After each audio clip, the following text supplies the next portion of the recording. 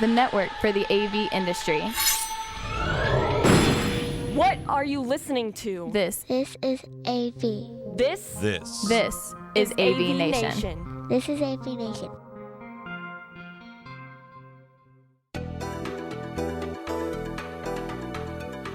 Greetings and welcome to the latest episode of AVNation TV's Connected. I'm your host, David Danto, and we have a fabulous panel of guests that I want to have them introduce themselves. We're going to be talking about education and educational technology and all the things that have happened, during the pandemic and what we've learned and what's going to change going forward. So let me ask them to all introduce themselves one at a time. I'll do it in order as they're laying out over here. Cindy, why don't you introduce yourself first? Tell everybody who you are and what you do. Well, good afternoon. My name's Cindy Deani. I am the Director for Education at Poly. I've been in the educational technology field for well over 20 years. I'm glad to be here, David. Thank you for joining us, Cindy. And Esther, you're next. Why don't you tell everybody about yourself? Hi, I'm Esther Lohr. This is my 16th year in education. I am an elementary assistant principal in North Jersey. I was previously a classroom teacher for 15 years beforehand, and I'm happy to be a part of this panel. Thanks for inviting me. Esther, thanks for having somebody in New Jersey with me. So it's two of us now. That's great. Joe, my friend Joe, why don't you introduce yourself and tell everybody who you are and what you do, as if people don't know the last year's AV Person of the Year. Hey, well, thank you so much for having me, David. Yes, my name is Joe Way, and I'm the Director of Learning Environments here in beautiful Southern California at the University of Southern California, and I'm also the co-founder of the Higher Education Technology Managers Alliance. Great group. Thank you very much for joining us, Joe. And last but certainly not least, Reggie Smith is joining us. Reggie, tell everybody what you do and what the USDLA is. Hi, my name is Reggie Smith. I'm the CEO and Executive Director for the United States Distance Learning Association. We are a nonprofit association with chapters in every state almost and partnerships around the world, really just helping to facilitate the application and development of distance learning. Terrific. Thank you all for being here. I really appreciate it. So Esther, I'm going to pick on you and start with you. Because when this pandemic started, you were a teacher. You were a classroom teacher. And give me a sense of what the day in the life was for you just before the pandemic started, and how it changed when the pandemic started. Well, we were just rolling along like it was a normal year, teaching in person. Obviously, our entire class, I had 25 students in a very small classroom all together. And I remember getting that call that Thursday. And we're like, okay, we're going to send everyone home. The Friday is going to be a professional development day for teachers. We're shutting down schools. At that point, it was just for 2 weeks. News of the virus had kind of spread. And of course, being in New Jersey, where we're kind of the epicenter of the first outbreak, we quickly shifted gears and said, okay, we'll put together some virtual online choice board type of activities to kind of tide us over for the next 2 weeks. And we got together as grade level teams across the whole district, put together what we would have been working on, a little bit of review, and we really thought that we'd be back in 2 weeks. And fortunately, my district at the time, we were already on Google Classroom, so we had a mode to push out assignments to our students at home. I was teaching 5th grade at the time, so thankfully for myself, my students were already pretty independent, and they had, because it was March, already been familiar with the platform. If this had happened in September, I think it would have been a different story for the spring. So we switched gears. We went from in-person everyday teaching to these kind of choice board asynchronous learning. And then we got that news that we're not going back, and now we need to start doing some live streaming, live teaching, all from the comfort of home, but a laptop in my dining room with small children in the background. So it became quite an adventure at that point. Yeah, and those 2 weeks have, we're still going, right? We're on just about a year now. So Joe, same question for you. You obviously were familiar with educational technology, this more, in a higher ed experience. What was your day in the life for you before, and then what turned out as you heard about the pandemic? Yeah, so obviously running the EdTech here at USC is just one meeting. I say that I'm paid just to attend meetings, right? I mean, we were very operational, right? The faculty come in, they teach, we support them, and it's the next thing and the next thing and the next thing. Obviously, my design team, we're working on what's going to happen over the summer, because this is, Friday the 13th in March, where all of a sudden we're online. But we were already gearing up for, what summer project's going to be. What are we going to be doing going forward? And I remember those kind of first 3 days, as the news came, and really, University of Washington and Stanford University were the first to announce that, they're shut down for the semester. And we thought, okay, something's happening here. And this is where we were doing a trial. We were going to test whether or not we could actually do our courses online, do them in a virtual environment. We had just, as a university, established our Zoom enterprise license right beforehand, literally a month beforehand. I think we only had about 800 users on March 12th. And then March 13th, we jumped up to around 45,000 users pretty much overnight. And, so the good part is that we had this as a backup already. But that was it. It was kind of just as Esther just said, we're a couple of weeks, right? We're going to get people there. We'll give them their college students, there was not a sense of we have shut down. It was just, you're not going to class. You're still living here. You're still in your fraternity house, your sorority, your dorm. So you just can't leave there. And that really quickly by that next Friday was, oh no, we're not coming back. Everything is now shut down. We'll see you, in the fall. We'll see you in the fall. Well, where that went already. But that was really how it went. We were lucky that we already had the back end in place, but no one could really be prepared us. And what is that going to mean to turn 60,000 people, whether the staff, the faculty, the students, and get them to a virtual environment pretty much overnight? From that Friday to Monday, that was it. We were back and we were up, and running. And, it was really great to see this as a business continuity really go into place, and to know that, were there struggles, absolutely struggles, but overall a success. And Joe, you were one of the few that were actually really jumped into the technology quickly. It took a long time for a lot of other places, and it didn't really work. Reggie, you speak to a lot of other educators dealing with these same technology issues during this. Are these similar to the stories that you've heard, or have you heard anything different about what this initial shock was and what the ramp was to getting distance learning working? Yeah, it was a wide range, and also having lived in the 90s doing pandemic exercises for the National Guard, and really just trying to calm people down. I'm watching the news just like everyone else and said, this is probably going to be bad. And so as people called me from around the country, as I checked in with my board members and our chapters, and really just kind of got a sense of where everyone was. It's a wide range. Some institutions would do a blended learning, so they were able to just move students over somewhat seamlessly. And some had institutions that, quite frankly, ignored some of the distance learning because they may have had a special program or a special med program that the online component of the campus could not touch and break. And so when COVID hit, they needed to talk to the distance ed side of the house in the institution. So we rushed and put a ton of resources online through our website, informed and talked to our chapters.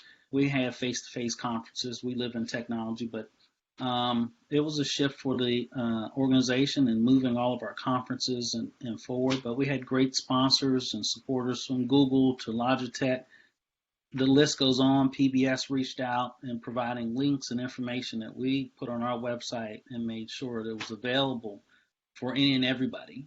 And I think one of the things for us, we have a large website with a lot of stuff. And so we took a real quick look at the information, and often I would get a call saying, Reggie, where'd you put this new material? I said, well, this material has been here. The industry has been around. I've been in distance ed for about 30 years.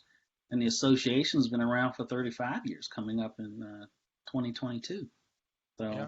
Congratulations on that anniversary. But yeah, it's different than it was then, because, and I don't want to go into this tangent now, but I'll come back to it, is that the distance learning used to be a lot harder to do.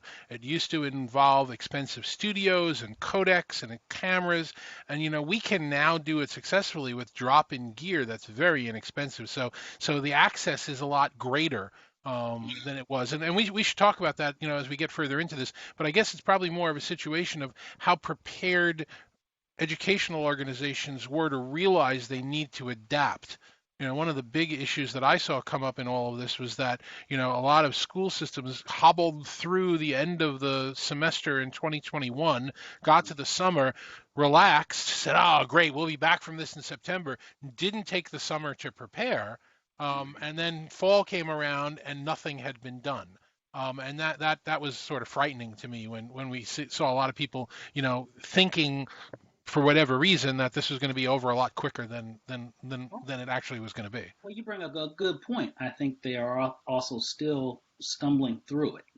So 2021 is going to be a challenge because I still see some bad practices being applied and not really integrated into the Google Classroom or the Zoom classrooms. And when you're testing the kids, not to have them all on one platform, hearing the technical jargon back and forth as the kids are trying to listen and take a test, as opposed to using another application where you can put the kids in separate rooms and then assist them technically that way. So I think we still have some ground to cover, especially as teachers go back and have blended teaching at a distance and in the classroom thrown upon teachers that may not have practiced that. There's going to be some pain. Yep, exactly. So Cindy, do these stories jibe with what you're hearing from your people in the industry? Yeah, they do resonate. One thing I'm thinking about when I'm listening to everybody here is the way it was different for me. So as a person that delivers technology to education, typically, we're working through programmatic changes or improvements in an organization. But what happened with COVID is everything shifted. So it became the teachers had to adapt to new pedagogies and new ways of teaching. We had to make it simple for them. It had to be mobile so they could do it at home or in the classroom. We had to take a look at the socioeconomic differences of school districts. By way of an example, LA County, that was a large program that we addressed. And the only reason I bring them up is they have such a diverse background of socioeconomic. Some people that, are homeless, as well as some people in, very high-end homes. So we had to figure out ways that they would all have equity in their education. So I think that's kind of what expanded our view and how we're addressing this for our education partners. That's actually really a great point, and I've talked about this at a number of presentations before, so the viewers of this webcast are not hearing this for the first time, but we have to remember, while during this pandemic, technology, computers, smart devices, and home broadband were more available than they've ever been in the history, and that really saved the knowledge workers and a lot of it. It is still an issue of privilege. Not everybody has access to these devices. Not everybody has broadband connectivity at home, and it needs to be treated going forward. Hopefully, we've learned our lesson and will be treated like a utility, because it isn't that way yet. There's a lot of inequity that we need to go through. So that's actually a very good point. We never really want to lose sight of that when we're talking about all this technology. Joe, you had a comment before that you were talking about as it related to the fear and the stagnation of organizations when this thing came up. Like, at what point do you jump in and realize that you have to make some sort of move? Is that something that you saw and you experienced, or you heard from some of your other members?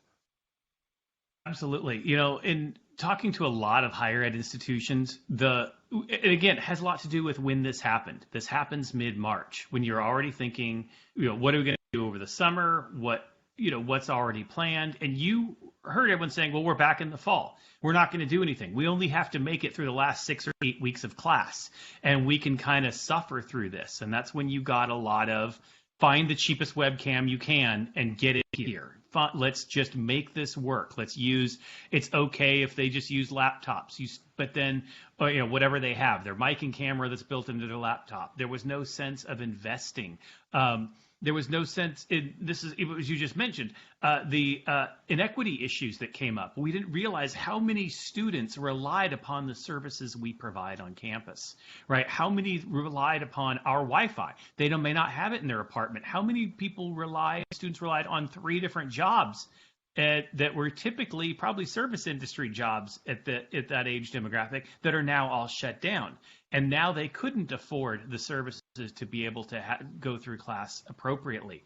And the initial instinct for many schools was, we just got to make it through these next few weeks, and then we're going to be okay, with no real thought of how are we going to invest.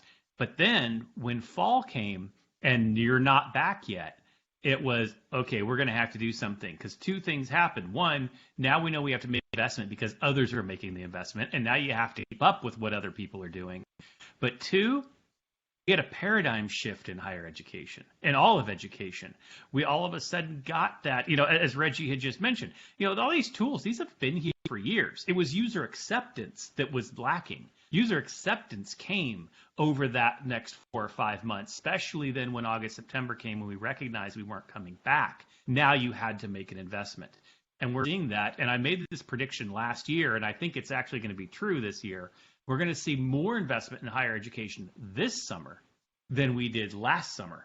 Because last summer was do whatever you can do to survive. Now we're looking at how are we going to thrive into the future. And those are 2 very different things when it comes to spending in higher ed.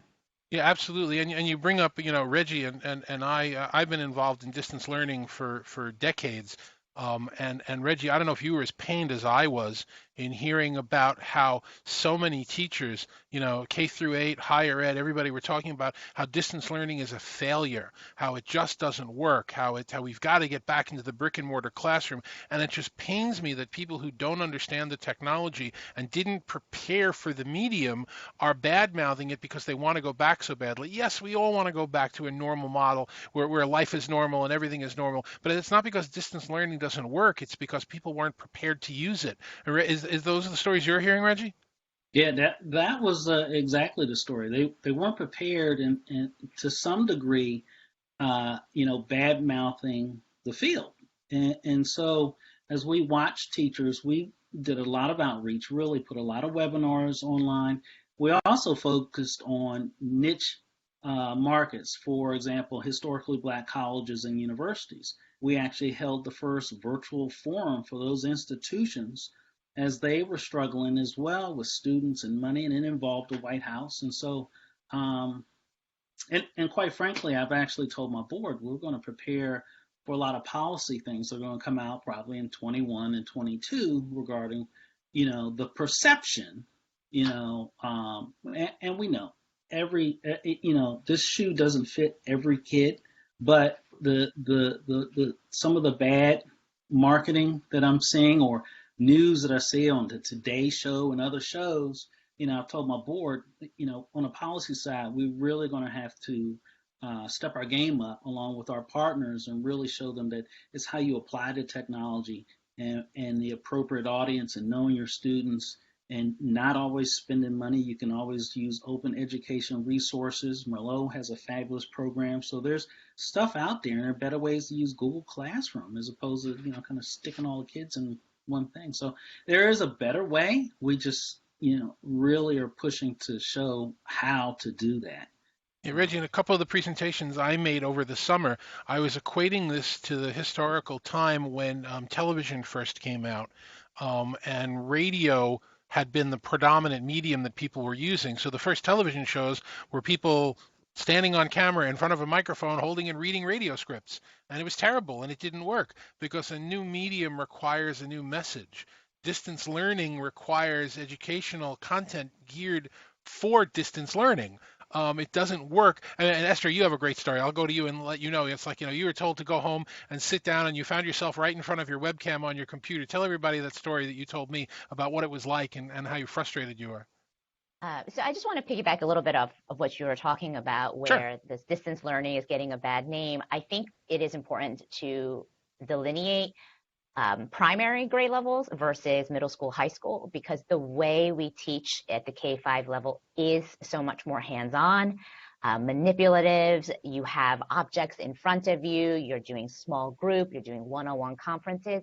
And that instruction, the way instruction is done at the K-5 level is wildly different than middle school, high school. It's not lecture-based. It's not whole group. There has been this push over the years for differentiated instruction, and it's that mode of teaching and instruction has been difficult to translate into the distance, especially kindergarten, first, second grade, where you are used to working so closely, physically closely with students, and the amount of help that they need and support, not just with their actual learning, but physically in the classroom with their backpacks and their things and their materials, and how much effort goes into just classroom management of things that they have in front of their folders, their journals, how much and is whatnot. hand over hand.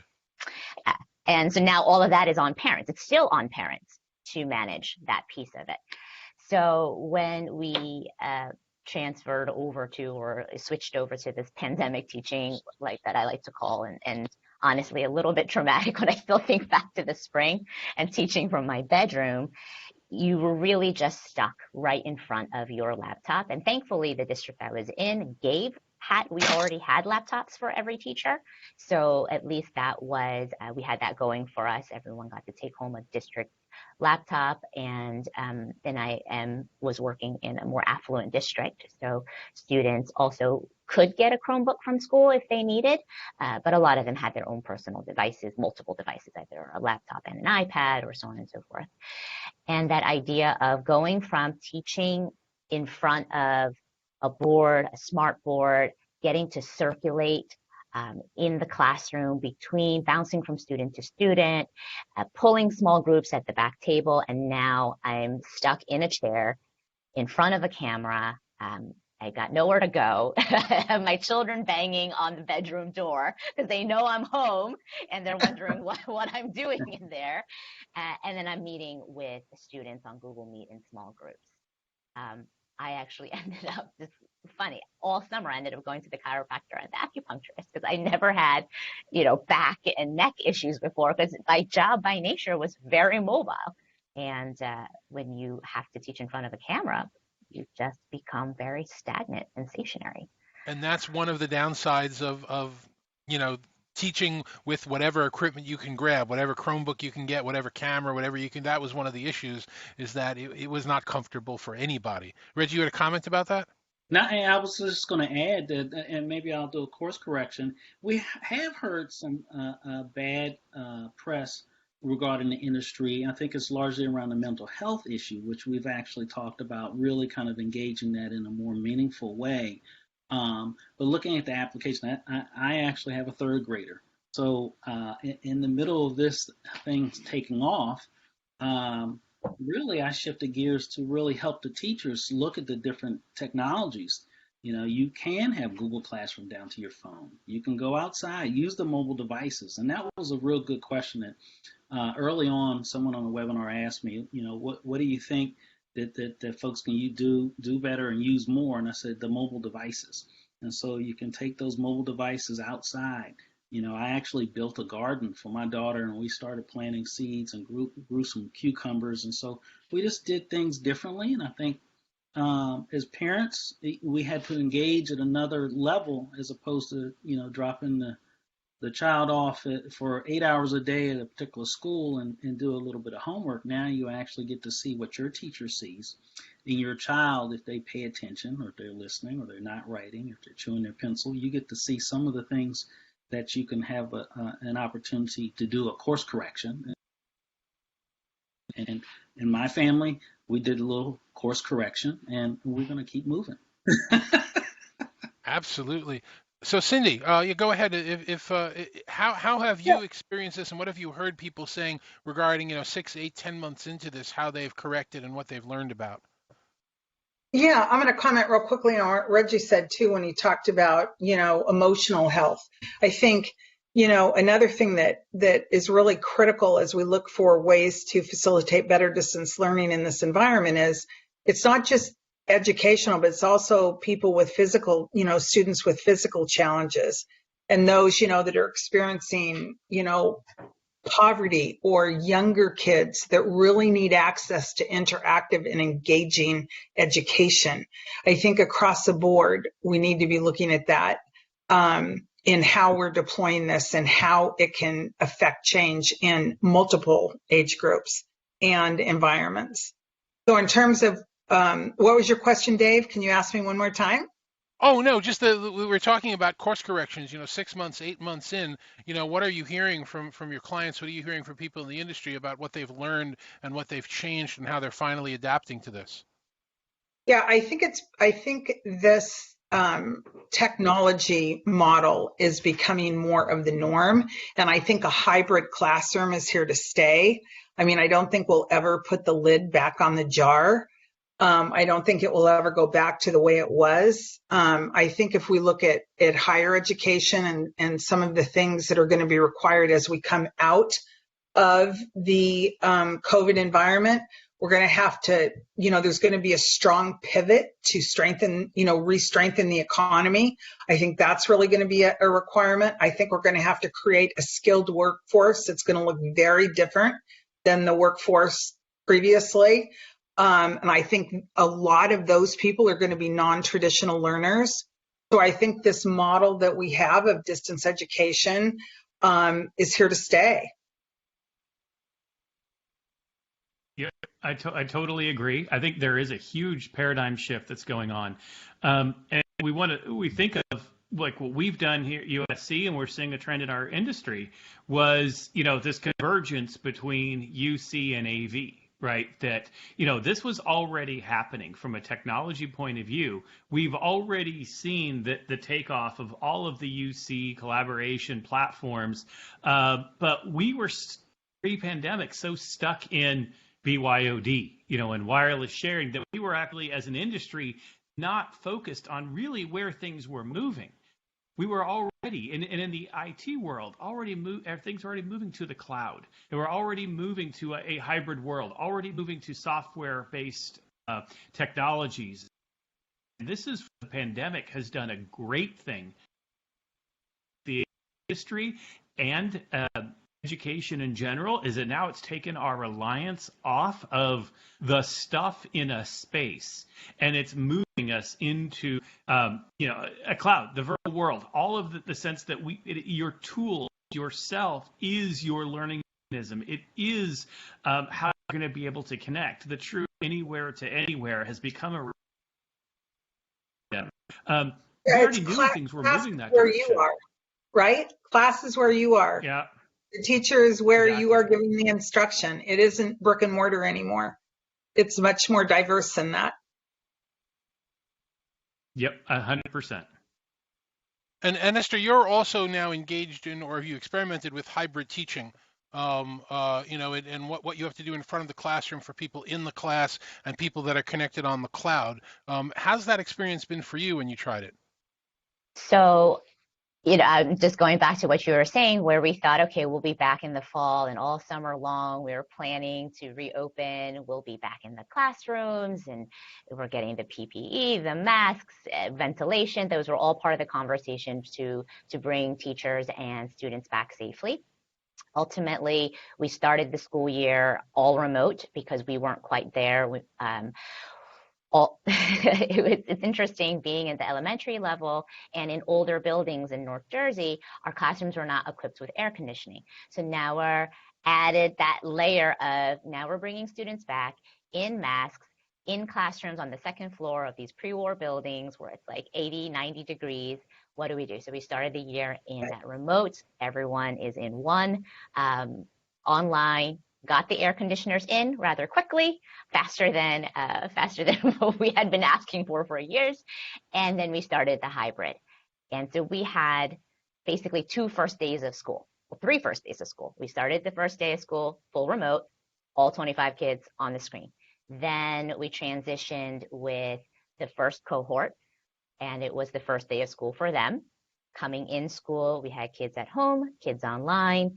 So I had about 8 students online and 16 to 17 students, 8 students in person, 16 to 17 students online. And now you're juggling a screen on Zoom and kids who are sitting in front of you. And then the next day was a third first day of school for the second cohort to come in. How do we act? How do we walk? Temperature taking? What happens if tech goes down? If I need to address someone in class, what are the kids at home doing online? Like, you had to start thinking about your management from a completely different perspective, having two platforms and really splitting your time between online and in person. And that is still the mode that we're in. The district I came from as a teacher is still in the hybrid mode.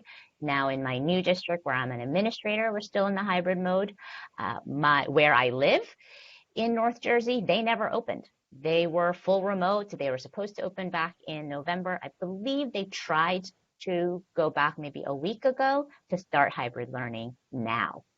And then there are the larger city schools that are still full remote. They've never made it back into the classroom since last March. So that also speaks to that equity piece that we were talking about earlier.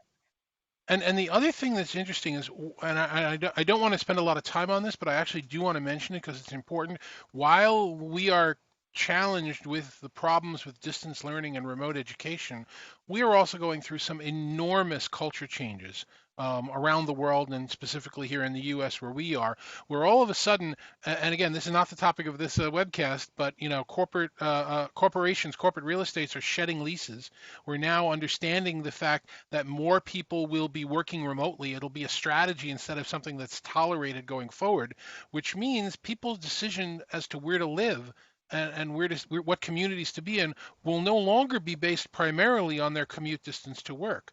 It's now going to be based on other factors, cost of living, where's the school, where's the community where my family lives, is it as quiet or as bustling as I like? So we're going to see more and more of these changes affecting where children are learning, and how children learn. I mean, we had, we're in New Jersey now, again, the two of us, so you know as well as I do, they're predicting 10 inches of snow tomorrow as we're recording this thing. We had a record snowfall. We had over 30 inches of snow a couple of weeks ago. It's still out on the street. There are no more snow days. Kids don't wake up and look out the window and see that, oh, it's snowing, I don't go to school. You go to school anyway because your school is able to adapt to be online. Your work is able to adapt to be online. These are culture changes we're going to have to live through going forward for a long time forward. So anyway, Reggie, Totally let me get back to where we were talking about before. Let's talk about what the lessons learned are. Obviously, at some point, with the grace of God, we will have the escape from this pandemic. There'll be vaccinations. We'll get it under control, whether that's this year or late in the year or early next year, whenever it is. What have we learned? What are the lessons learned? What's going to stick around going forward? One of the things I think as an association we learned is really we have an entirely new audience. And so as techies or teachers, we tend to clump together. And fortunately for the association, we have a mix of K-12, higher ed, corporate, telemedicine, homeschoolers. And so we get a mix of that. But we got a real surge of a new audience and really taking them from zero all the way up and really kind of helping them scale a little faster. And I think also one other lesson, this is a simple lesson that I tell my board all the time. We have to show the fun side of this. A pandemic it's a terrible thing, but there's some humor and creativity, and also really make sure everyone knows that distance learning is the mobile phone, it's Google, it's the internet, it's your laptop, it's your camera, it is any and everything you can throw into the mix. And so it's not just one platform. So, really have some fun with it and help people make mistakes. Let people fail. I'm a believer of letting people fail so they can become comfortable. And I think the teachers that really excel in that space are comfortable with the kids texting each other, calling each other's names, and they pick up on it. They bring it to the class. They drag the parents in, and they know how to navigate that space. I think it's a much richer environment. So, but I also think it's going to really fuel the knowledge environment and the knowledge economy, because there's people going to work differently. They're going to have to access more information from an association. We have 35 years of information. I boiled it down to a web page with some sponsors to really focus some content, but there's a ton of stuff out there for people to use. Sure. And Cindy, going over to you from a lessons learned standpoint, I think one of the things we've come up with is that there's technology that's affordable. There's funding sources that are available out there. What have you heard from the people you work with about the lessons learned? Yeah, I will say some of the big things that I think of when I think about lessons learned are educators, administrators are making really wise decisions in the technology they're choosing so that it's ubiquitous, and so that they're making every effort to make sure what they're investing in is something that'll work for the future. So as they look forward to the next normal, is this something that's going to have value? Is it going to work beyond how we need it right now in the hybrid classroom? But once the COVID crisis passes, how else can this be used? And I think, what they've learned is there's great ways in order to utilize the technology in ways like professional development for teachers, dual enrollment for, multiple programs, expanded curriculum offerings that, kind of allow for resource sharing in the classroom. And so that's another way. One of the biggest things I don't think any of us have talked about today is school-based health and how much this type of environment can assist in school-based health. Not every school has a nurse on staff. So say you extend your nursing, resources. And so that's just another way. And so there's just many ways. And what I've noticed and what I would say lessons learned are we investing wisely? Isn't it something that we can expand the use case beyond kind of this COVID moment? Sure. And Joe, I'll go to you about lessons learned, but I suspect, and I don't want to be unfair, but it's probably reasonable to say that your advantage quickly becomes your disadvantage in that you built really fabulous distance learning classrooms at a time when it wasn't really the common thing to do, and now there are a lot less expensive new choices on the market, easier things to do, and you've got this inbuilt infrastructure, which is terrific, but it's going to age faster than some of the choices that are on today. What do you deal with in terms of that, in terms of your technology choices, in terms of lessons learned? How are you approaching it? Yeah, that was a huge point there, because now that this paradigm shift has happened, we now know that what we're going to end up doing in the future is not is going to continue to change, right? This is actually the advantage of moving to a UC-based systems, right, and not being stuck in the hardware, because we can also change on a dime. Whatever the popular platform of the day, guess what? I can just delete the one app and I can load the other app. And as long as I got an API, I can make our classrooms work with it, right? So there's a lot of things that are the advantages, but what we've really noticed as lessons learned is the place where you can use online instruction more valuably. For example, why would we want to invest in large auditoriums anymore? Who wants to be the one student out of 500 in a large space? You don't need to do that anymore. We can now think of this as in those are better taught by having an asynchronous lecture and then an assistant or a teaching assistant work on small group work and to have small discussion groups. That's the best way to deliver those larger classes. Now we can invest in smaller spaces, interactive spaces. I almost thought, like Esther was saying about, K through 5, you're very hands-on. Well, actually, that's where we want to move to. Like, that's where we want to use our in-person, anything you have to be, the arts, all of our music, film, film school, music school. Those are the ones where you want to think, how can we research, need the people there? Everywhere else, why can't we keep it online? Why can't we look in the future and say, come to us. We love the brick and mortar. You want to attend football games on Saturday. That's why you're coming here, that you want that feel. But maybe you actually only need to show up in person to class for 2 of your 4 classes. Maybe now that gives you flexibility to go online. We can hold classes outside of the normal hours, right? We're all thinking 8 to 2. Well, maybe so that we can now extend the weekend classes that were never popular. The evening classes for students that maybe need to hold multiple jobs, right? There's a lot of advantages where we're looking at technology assisting and changing the way our normal work is, and just the way higher ed's going to be in the future, which really then turns into how we're designing our spaces will forever change. The architects look at space design will now change.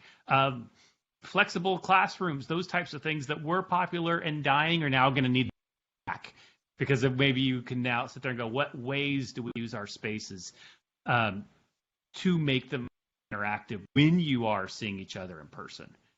So it's really exciting. I'm looking forward to seeing what this looks like, a couple of years from now, and what this all kind of pans out. And hopefully we do keep some of these positives as we move forward.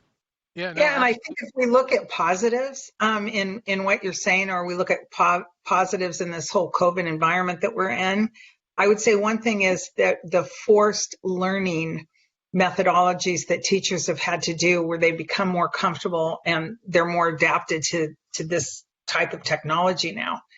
So where before they maybe wouldn't have pushed quite so hard, or they wouldn't have stepped out of their comfort zone in how they're teaching, this has really helped them adapt to it because they've had to.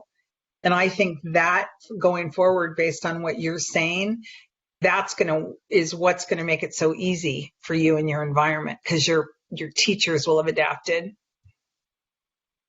Definitely. Go ahead, Esther.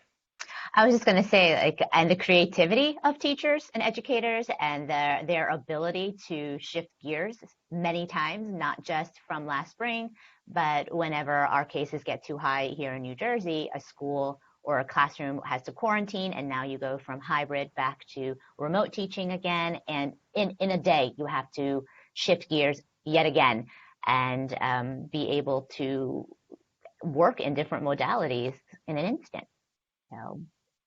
So let me ask everybody one last question before we start to wrap this up. As I said before, the pandemic will end. I'm confident. Everything I own is crossed, and we're hoping that the pandemic's going to end. How much of you believes that we've learned these lessons that are going to really change the educational environment, the way teachers teach, the way students learn, versus people are just going to fall back into old habits because, the ant and the grasshopper, they're not going to worry about it because it's not snowing outside anymore? Reggie, what do you think? What do you think is going to happen when it comes to what we've learned when we're no longer facing the crisis? I think the biggest lesson learned, at least for me and everyone I've talked to, is that you have parents have a better insight into what their child is being educated and how they are being educated. And so I think there's going to be a real appreciation for teachers in the profession, because quite frankly, I think a lot of our teachers, I think it's the one of the best professions out there, but they often get beat up by parents and a variety of things. I think there is going to be a massive appreciation for educators that now parents have had to really endure a year, 2 years of educating their child and balancing work. And, so I think that is going to be one of the biggest plus that will come out of this pandemic. Let's hope so. I mean, the value of teachers is something I would always like to see increased. Esther, what are your thoughts? I agree with you 100% that there needs to be more. I think parents now, especially the ones in this community, they are pushing for students to come back 5 days a week. Just the value of school and how much they've missed out on their children being home versus physically in a building. I know in upper grade levels and higher ed, we're talking about that you don't need that brick and mortar. Well, the conversation at the elementary or primary level is they're realizing how much they need that brick and mortar, a place to go for their children. And they do see the teachers working hard and the education that their children are getting. And that for the primary grade levels, that the distance learning through Zoom is not developmentally appropriate for certain ages, and that having students in school physically, there's just no substitute for that. We could have all the best technology in the world, be trained to the nines, but I think that we've kind of taken for granted the human connection that we need, and that schools provide, the social, emotional support that students were getting from school, from being with their peers physically. In terms of lessons learned, I think that education has quickly realized that the technology that's available in schools, we really need to be at the forefront much more. Like, this is not just a one and done. We're going to be back in the fall and we'll go back to teaching the way we were. The cameras and the document cameras, the microphones, headsets, even just moving away from smart boards and having more dynamic interactive displays in front of your classroom all plays into the quality of the education. So Sure. I think this is an ongoing conversation. I think that there is some thought that things are going to go back to quote unquote normal, but the cat's out of the bag. It's going to have to continue. We're going to have to keep talking about how we can support teachers with the technology that already exists out there in private sector. Like, it was a shock to education, public ed, but a lot of these tools have already been in the industry for years, for decades, and we're just, stumbling upon it now. Yeah, and like a number of people pointed out before, there are students, disabled students, differently abled students that are not able to get into the classroom every day, and more embracing of this technology is just going to be wondrous for them, for the education, for the workforce, for everything. So, Cindy, your last words. What do you think are the lessons learned? Well, I mean, I don't have a lot to add to what everybody's just said, except I always think as a grandmother, I'm going to step out of my box a little bit and say, my grandkids have kind of thrived in this environment because the first time in their lives, their parents have all been home because they're all working at home. They're working with them. Now, my grandkids are lucky in that their parents are incredible and they take the time to work with them and teach them and everything else. But I definitely agree with Esther that I think that social component is what's really missing. But what the point I want to make here is, I think getting back in the classroom at some level, especially with the lower grades, drives equity in the classroom, because not all parents are alike. So, a lot of this at-home learning that's been going on, while for some has been really kind of a gift, for others, there's not equity. There's not the attention from the parents that, some people are having, some children are having. So I think, getting back, to Esther's point, not only is good socially, but also kind of creating and narrowing the disparity for the students. So I'll give you the last word in terms of lessons learned and how you think it's going to be like when we come back out of this pandemic. Yeah, and you'd said before, will we go back to normal? And kind of how things were. Will the faculty and students want to just go back and get that traditional? I will give that a solid maybe, because I don't think anyone actually wants to go back to normal. I actually believe that more positive has come out of this, except for the social interaction, and which is exactly what we're hearing from the students. The students are giving actually great reviews and about their classes, and they're adapting. They're digital natives that we have now. Again, this is the students who are in class grew up with technology. The ones who are at the college age right now was how we parented when they were 5 years old, by throwing in the back seat of the car and giving them an iPad. Right? That's how we started parenting, and they grew up with that, and so they're comfortable with that. Now, the faculty is a different story, but I think because this has gone on long enough, they're recognizing the advantages. The advantage of doing your syllabus on Blackboard. How crazy is that? And I think that, and so I think a lot of these things are going to be positive as we continue to move forward. And that's what we're going to see. We're going to see a truly hybrid environment where you won't print anymore, right? I'm getting ready to cancel all of our print contracts for our computer labs. Everything will be turned in online. Syllabus will be online. Discussions will be online. What will you do in person? Social events, concerts, football games, basic class, group work. It'll change the dynamic. And I'm actually really excited about that. That's the kind of college I want to go to. I'm interacting and hanging out and developing those skills, those life skills, the work skills, those things that make you successful moving forward, and letting the education side be done how you're comfortable and in the modality you're comfortable in. I think it's an exciting time for education. Exciting is a word for it. Oh, go ahead, Reggie. I'm sorry. No, I was just saying I agree. Okay. So exciting is, when you think about exciting, you can think about the idea of a roller coaster. Some people love it and some people are scared to death. So we're definitely on a roller coaster right now going forward. So Joe, if somebody wants to find out more about you or get in touch with you, how would they go about doing that? Yeah, they can find me on Twitter and all the socials, actually at Josiah Way. So at Josiah Way everywhere, or josiahway.com. Thank you very much, Joe. Reggie, how could somebody reach out, find out more about you, find out more about the USDLA?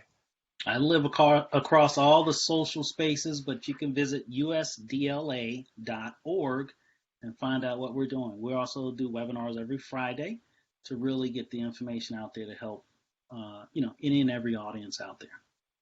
The wonderful resource that you provide. Thank you for that very much. Thank you very much for that, Reggie. Esther, how could somebody reach out to you or find out more about what you do if they want to? So you can find me on Twitter at SLOR, ESLOOR, to see what the schools are up to. And of course, you can find me on LinkedIn. And if you want to get in touch with me personally, you can email me at esther.lohr@gmail.com. Thank you very much, Esther. And Cindy, I'll give you the last word. How does somebody reach out and find out more about what you do, reach out to you?